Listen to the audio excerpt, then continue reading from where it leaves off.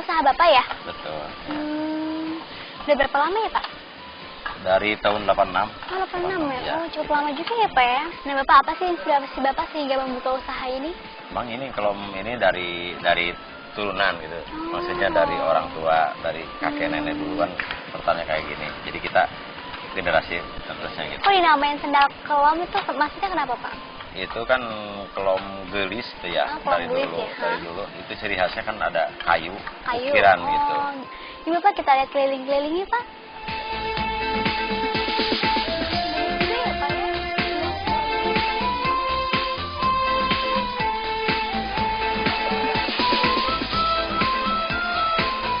Prosesnya ya Pak ya? Iya, ini tempat prosesnya. Pertama kita kalau bikin kelom kan harus ada bahan dulu. Oh, ini tahap awal ya Tahap Pak ya? awal, iya. Pembuatannya. Harus dia bahannya sama Bahannya dari kayu mahoni.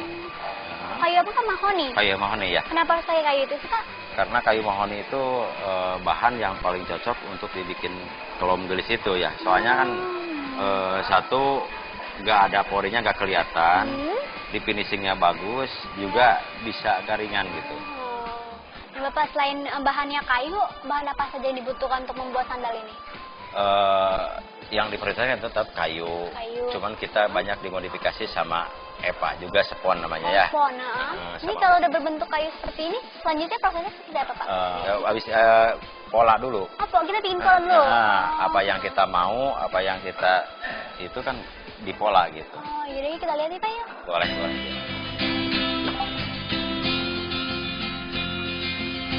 Sedangkan peralatan untuk membuat sandal sendiri cukup sederhana loh Sobat Blogger, yaitu pemotong kayu, mesin penghalus atau amplas, alas cat, gunting, palu, dan alat ukir.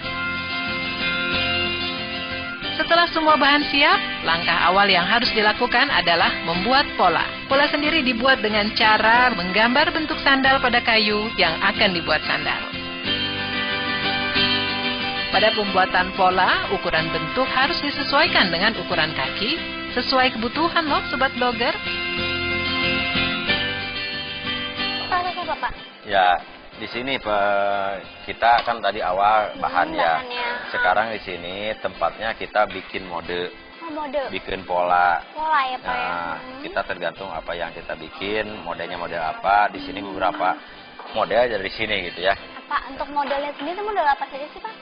Modelnya banyak, kita yang punya model. Ada yang model pendek, tinggi, setengah tinggi gitu kan. Ya, Pak, ya? Iya. Pak, habis pembuatan pola ini selanjutnya proses apa Pak? Pemotongan sesuai ngikutin dipotong seperti itu. Sesuai ikut pola ya Pak ya? Iya. Jadi kita lihat Pak ya? Iya.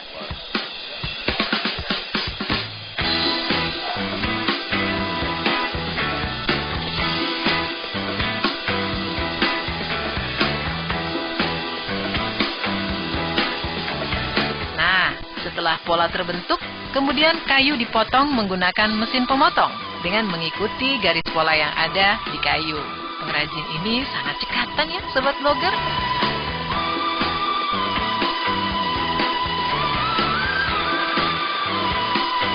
Setelah kayu-kayu tadi sudah dipotong sesuai dengan pola, kemudian dipertegas bentuknya atau ditap dengan menggunakan pisau pahat secara manual. Sehingga bentuk sandal jadi lebih manis dan disesuaikan dengan lengkuk kaki secara umum. Tentunya akan lebih nyaman jika dipakai nantinya. Oh iya Sobat Blogger, desain pola tentunya sangat beragam loh. Disesuaikan dengan desain serta model yang kita inginkan. Seperti sandal dengan lubang seperti ini nih Sobat Blogger, atau sandal bentuk-bentuk polos seperti ini. Bapak, habis proses pembentukan ini, selanjutnya proses apa? Ini penjemuran, ini prosesnya di sini. Ya.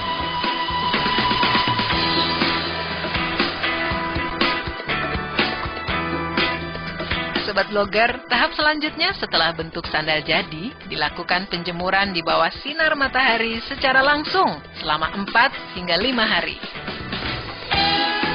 Penjemuran sendiri dilakukan untuk membuang kadar air yang ada dalam kayu, sehingga akan lebih ringan jika dipakai.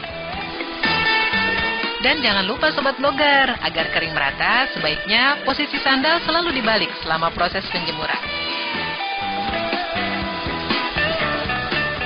Nah, sobat blogger, setelah bentuk sandal ini kering, tahap selanjutnya adalah menghaluskan bagian permukaan sandal sehingga terlihat lembut. Habis dijemur, langsung diamplas penghalusan. Penghalusan, gimana penghalusan? Tempatnya di sebelah sana. Mana ya?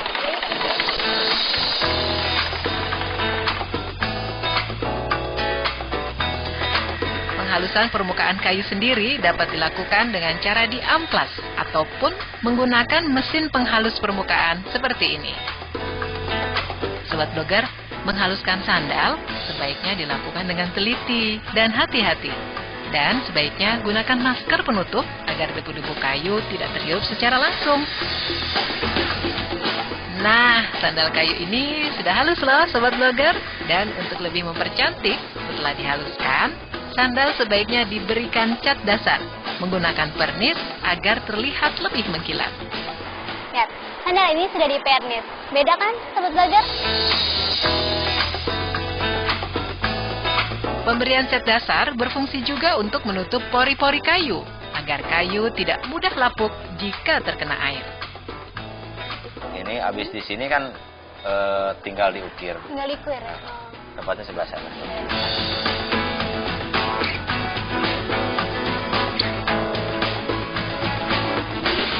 Tempat proses pengukiran ya Pak ya? Iya, tadi kan ini habis di sanding ya. Sanding. Oh Sanding, iya. dasar. Jadi mengkilat begini ya Pak ya? Iya. Langsung diukir kayak gini. Oh jadi diukir ya Pak ya? Iya. Dan proses selanjutnya setelah pengecatan dasar, sandal pun diberi ukiran dengan berbagai motif tentunya, disesuaikan bentuk sandal yang telah jadi. Sobat blogger, salah satu keunikan sandal kelom adalah memiliki ukiran berbagai motif pada bentuk sandalnya. Coba sobat blogger perhatikan, tangan lincah pengrajin ini, pisau rautnya terlihat pasti, menggores ukiran-ukiran cantik. Karena sandal kelom kebanyakan dipakai kaum Hawa, ukiran pun harus dibuat manis dan cantik. Sedangkan pemilihan desainnya pun disesuaikan dengan selera pasar pastinya. Nah, Pak, habis proses pengukiran ini selanjutnya proses apa? Ada natural kayak gini, nggak diebras, ada juga yang diebras habis diukir. Oh gitu. Tempatnya di sana kalau ebrasnya. Bisa kita lihat nih Pak ya? Boleh ya.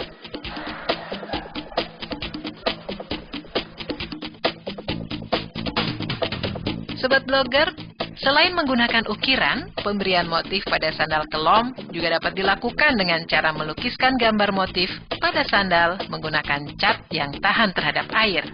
Seperti motif-motif yang ini, tetap terlihat cantik bukan? Sobat blogger, pada proses pemberian warna dan motif tergantung dari kebutuhan dan selera. Namun, jika kita ingin memberikan tambahan warna lain pada sandal kayu kita, setelah proses pengukiran, sebaiknya lakukan pengecatan kembali menggunakan warna yang diinginkan. Pengecatan pada proses ini dilakukan menggunakan airbrush agar hasil warna yang didapat terlihat lebih lembut dan rata.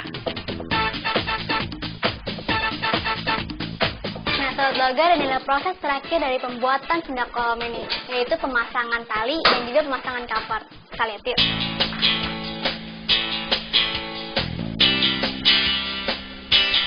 Sobat blogger, setelah sandal kayu ini jadi, maka untuk melengkapi hingga terbentuk menjadi sandal yang lengkap, maka proses selanjutnya adalah memasang tali-tali atau kulit-kulit penahan kaki yang sudah disiapkan. Pemilihan tali sendiri harus disesuaikan dengan warna serta motif sandal yang sudah dibuat. Proses memasang tali sendiri dapat menggunakan lem perekat lebih dahulu, kemudian dipaku agar lebih kuat.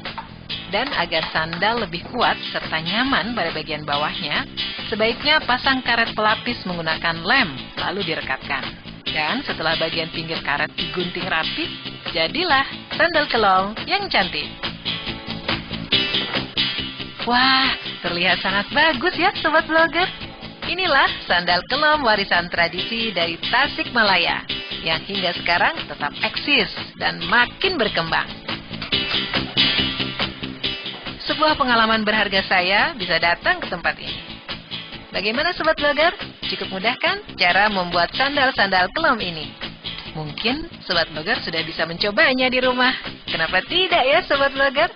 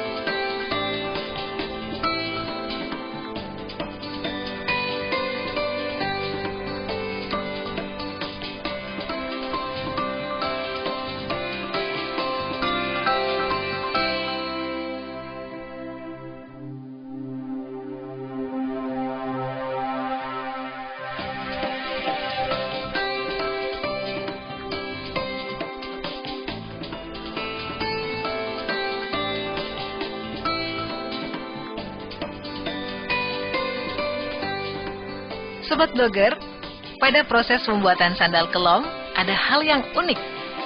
Kebetulan ataupun tidak, tapi kenyataannya para pengrajin sandal kelom ini semua pekerjanya kaum laki-laki.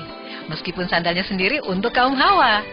Dan konon, sejak zaman dahulu kala selalu begitu. Dan katanya, karena yang mengerti perempuan itu justru kaum laki-laki. Terdengar janggal, tapi ada benarnya juga ya. Sobat Blogger, tidak sulit untuk memasarkan sandal kelom ini. Seperti apa ya proses pemasarannya? Tetap di Blogger Putih Abu-Abu, 1000 kreasi menggapai impian.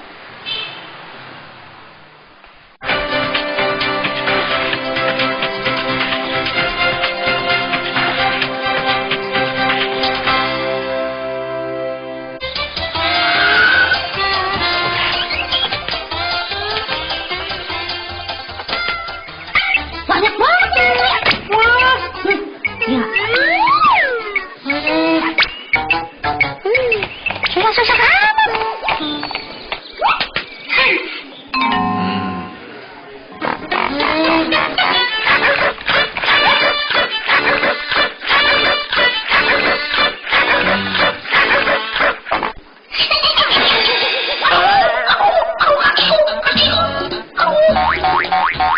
Sebentar nak, coba kamu lihat.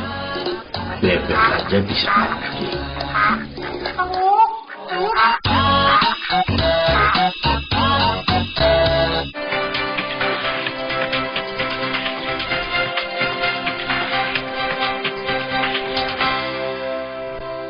Nah Bapak, ini kan sandal kelomnya sudah jadi. Nah bagaimana sih proses pemasarannya? Oh, pemasarannya sebagian kita pasarkan di depan. Oh, di depan di toko ya Ya, Pak ya? toko ada 3 toko daerah sini ya. Ya, saya juga kebanyakan dijual di grosir pengepusan di grosir. ya, di Cikurubu. Juga punya kita juga gitu punya saya. Mereknya juga sama di sini. Tiap hari tiap ada yang selesai udah beres, kita bawa ke sana. Oh, seperti di sana ya Pak Pemasarannya. ya? Di sana pengepakannya untuk ke ya untuk keluar kota. Keluar kota Ya, juga ya Pak ya. ya? Ya. Di sana. Yuk kita ke tempat grosir Boleh, Pak. boleh ya.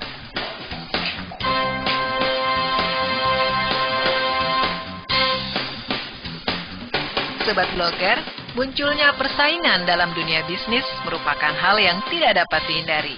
Dengan adanya persaingan, maka para pengrajin akan terpacu untuk menciptakan produk yang bermutu dan menarik secara desain.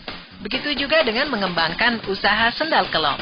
Meskipun sudah memiliki brand sendiri sebagai sandal tradisional, bukan berarti peluang pasar yang ada akan tetap bertahan. Jika secara kualitas dan desain tertinggal dari pesaing lain, maka akan ditinggalkan oleh konsumennya juga Sobat Blogger.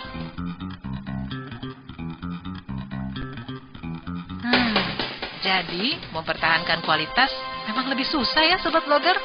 Nah, untuk produk sandal kelom ini, pemasarannya sudah memasuki kota-kota besar yang ada di Indonesia. Bahkan sampai ke mancanegara loh Sobat Blogger.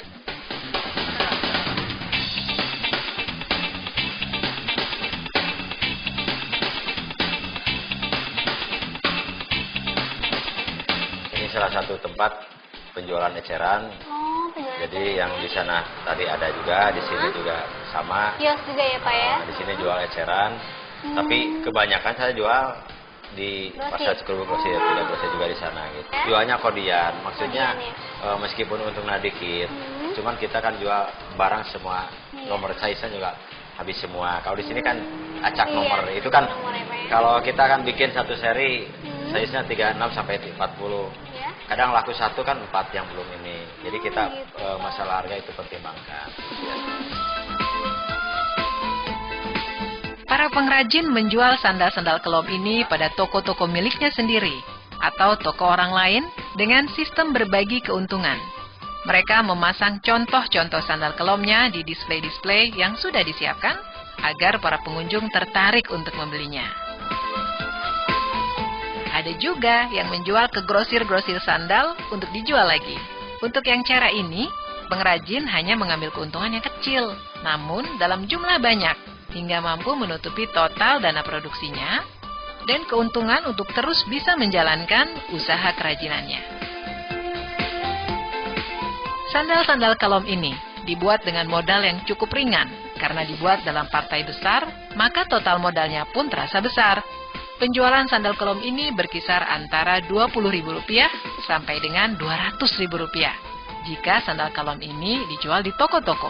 Beda jika yang dijual ke pihak grosir yang mengambil dalam partai besar. Harga per sandalnya pun bisa setengah dari harga di toko. Meski begitu, masih ada keuntungannya. Nah, Bapak ada nggak kiat-kiat untuk sobat blogger yang ada di rumah? Oh iya, mungkin dari saya ya, pengalaman saya juga mulai awal usaha itu, pertama kita harus punya semangat pasti ya, Pak ya. Dan terus berkreasi, terus motivasi supaya kita bisa bikin sesuatu yang bisa dipakai sama orang banyak gitu maksudnya.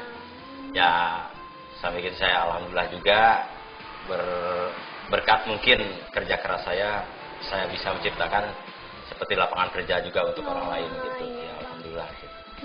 Gitu aja.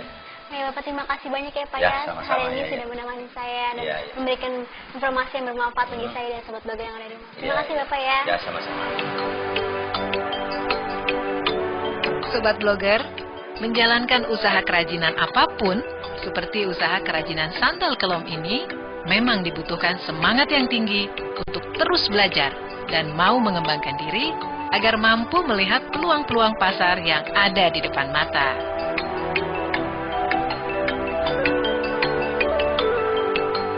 Memang butuh sebuah kerja keras sobat blogger dalam menjalankan sebuah usaha. Begitu juga dengan usaha sandal kelom ini. Harus memiliki semangat yang tinggi untuk terus berimprovisasi menciptakan model-model baru dan jeli melihat peluang pasar. Melihat peluang dan keuntungannya, mungkin sobat blogger tertarik ingin mencobanya. Satu alternatif usaha yang bisa sobat blogger pikirkan jika sobat ingin memulai usaha sendiri. Sandal kelom yang merupakan warisan budaya memang memiliki keunggulan tersendiri dalam meraih peluang pasar. Khususnya peluang pasar di luar negeri yang konsumennya begitu tertarik dengan budaya bangsa kita. Dan ini kesempatan emas yang tidak boleh disia-siakan.